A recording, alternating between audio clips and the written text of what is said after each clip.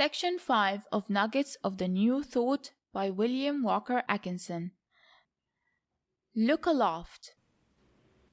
The old sailor's advice, the warning cry, peace and content, mental balance recovered, the glory of the universe, all governed by law, the law manifests everywhere, a reverent feeling of calm, peaceful faith.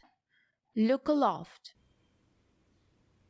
I recently heard a little tale about a boy who went to sea in the old days of the sailing vessel. One day he was ordered to go aloft, and was urged on until he reached the highest possible point on the mast. When he found that he could go no farther, he glanced down. The sight terrified him, and almost caused him to lose his grip and fall headlong on the deck far below. He felt dizzy and sick, and it seemed almost impossible for him to maintain his hold on the mast.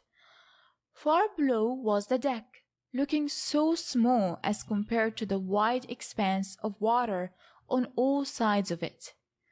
The motion made him feel as if he was suspended between heaven and earth, with nothing substantial to support him.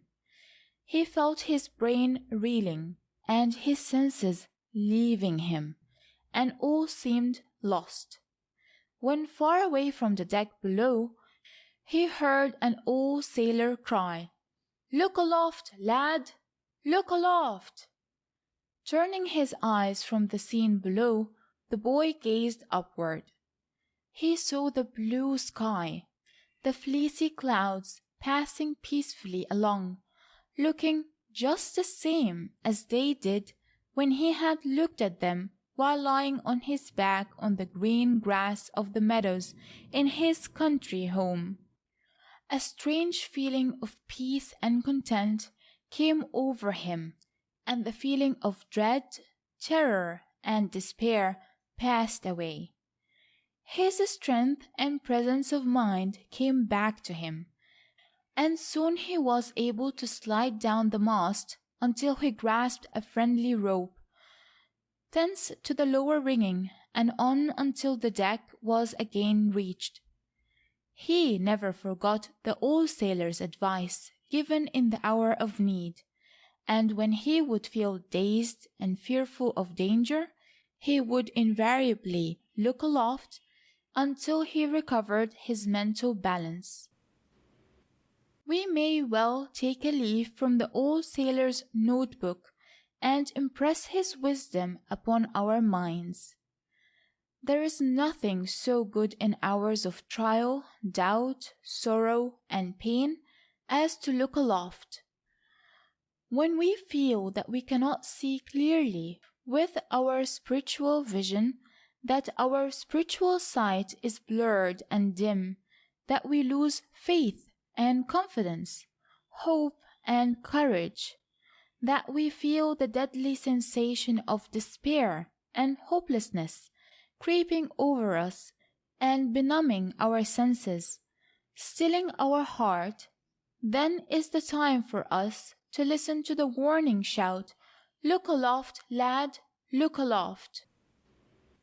When all seems lost, when darkness is closing around us, when we seem to have lost our foothold and have no way of regaining it, when all appears hopeless, gloomy, and dreadful, when faith seems to have deserted us, and the chill of unbelief is on us, then is the time for us to shout to ourselves, "Look aloft, look aloft."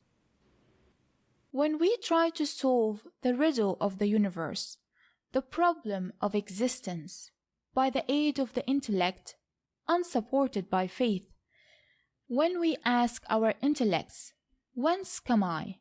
Whither go I? What is the object of my existence? What does life mean?"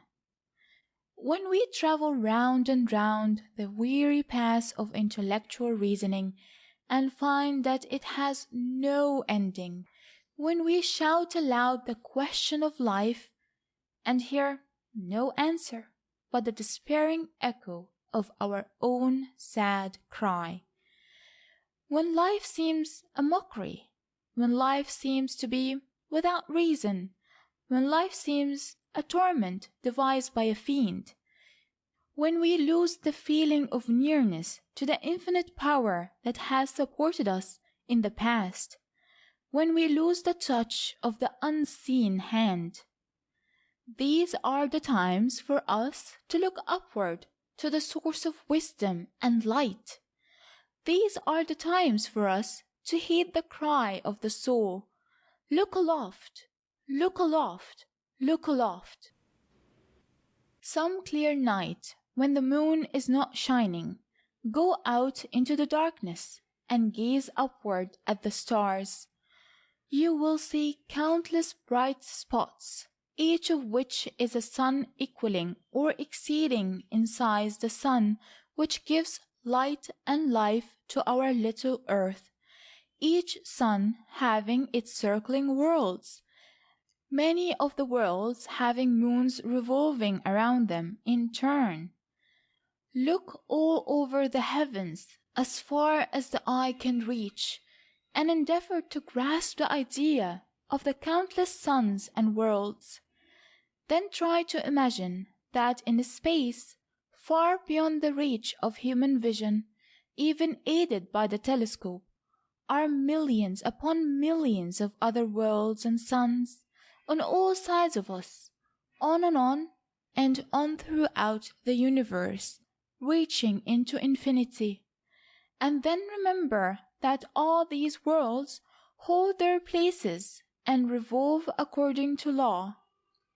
And then remember that the microscope shows that law manifests itself in the smallest thing that can be seen by its use.